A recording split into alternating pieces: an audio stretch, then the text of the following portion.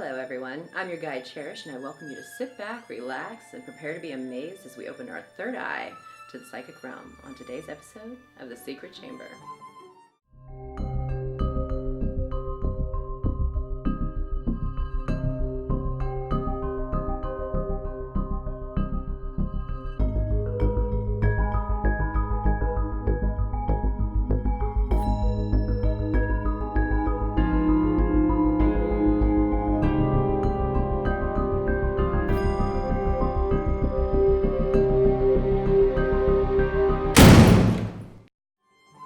Come close, my darling, as I look into my crystal ball to find the answers to all your questions.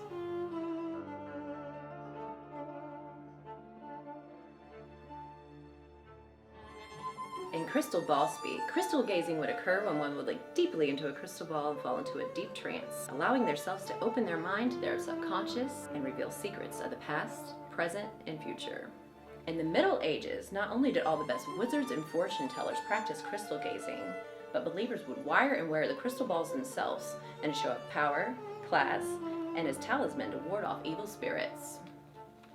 In the 1930s, Gypsy Americans virtually ran the fortune-telling industry, paving the way for great illusionists and entertainers like Alexander, the Man Who Knows, who turned fortune-telling into a well-paid act as he floored audiences by answering questions that were in pre-asked envelopes and sealed before the show.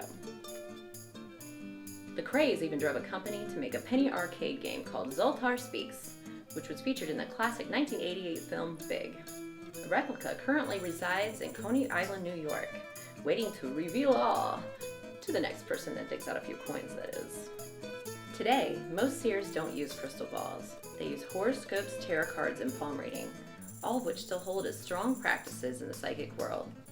For those who do still practice this centuries-old trade, they believe that the crystal ball holds all the divine answers.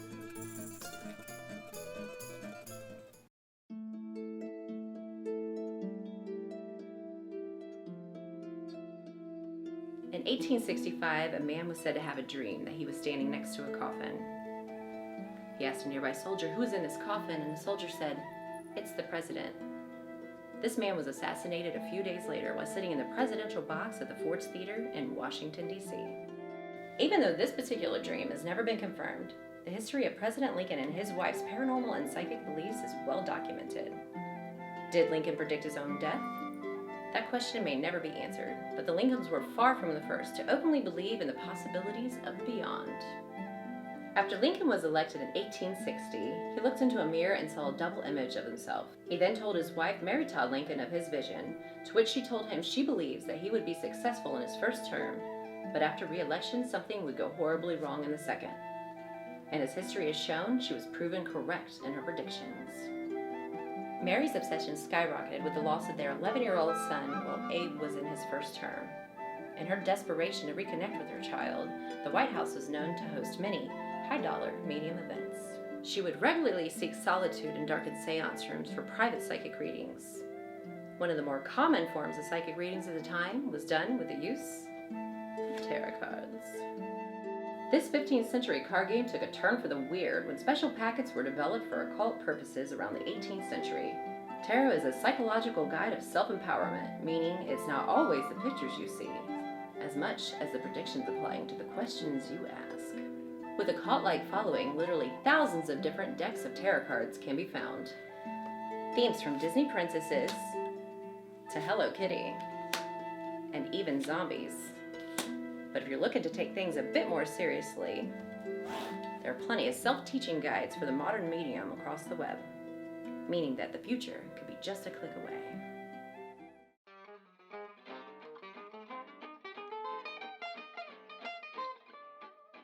January 31st, 1971, the world stops to watch the 14th Apollo mission take to the stars.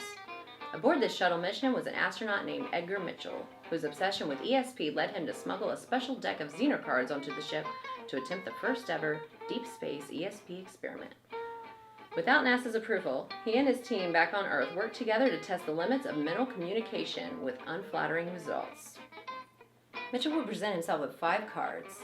He would study these cards and attempt to relay the message through ESP to one of his team waiting on Earth.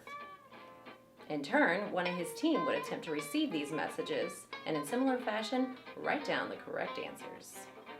This experiment wasn't new, but it was the first time it was done in space and actually showed worse results than the normal version of the experiment, and essentially was said to be uncanny on the amount of wrong predictions it had produced. In conclusion, what we believe is in the mind's eye. We just have to allow ourselves to ask the right questions. What are your thoughts on psychic readings? Have you ever had a psychic experience that you wish to communicate? If so, tell me all about it in the comment section below.